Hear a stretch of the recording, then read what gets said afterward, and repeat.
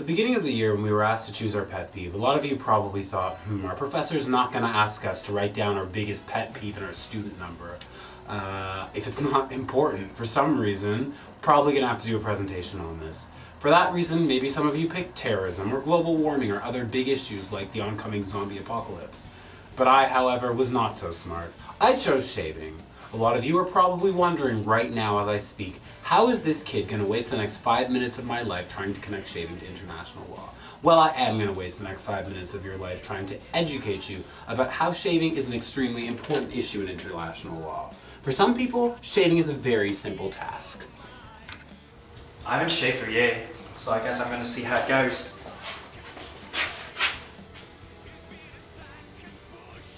What the hell am I doing? I guess I have another year to go. For others, it really isn't. Oh my goodness! Wow, all the way down here. That's extraordinary!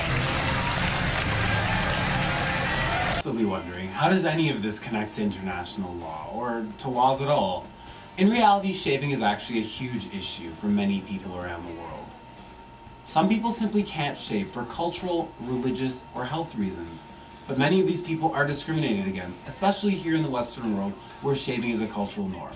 For instance, in 2001, a member of the Houston Fire Department, he was a firefighter, someone who fights fires with his bare hands, was fired because he couldn't keep clean shaven, because he was an African American man highly at risk of folliculitis barbae, a condition which mostly affects African American men. In Houston, in 2007, the police department was actually sued because they had a similar rule, which discriminated against African American men who couldn't shave because of folliculitis barbae. Furthermore, in 2007, Disney World actually fired one of its employees because he was a Sikh who wouldn't shave his beard, because his beard somehow did not, square with Disney's policies and didn't fit the Disney image. That's ridiculous, by the way, because Mickey Mouse will look great with a beard.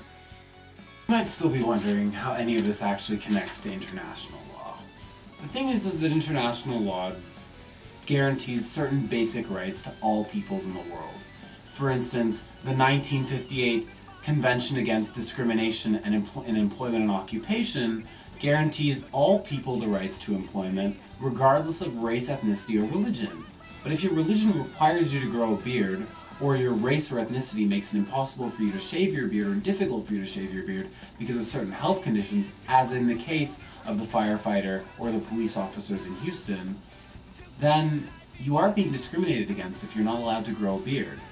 Furthermore, the Convention for the Elimination of all forms of racial discrimination, which was signed and ratified by countries including the United States and Canada in 1969, makes it absolutely clear that any form of racial discrimination is absolutely unacceptable under international law.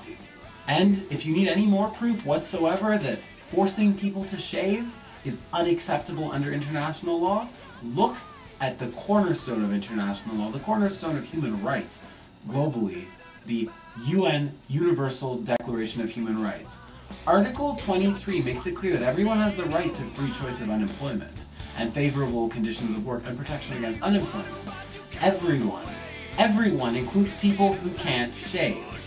Furthermore, the second clause of the Universal Declaration of Human Rights, arguably the most important clause, simply guarantees everyone the right to live a life without discrimination.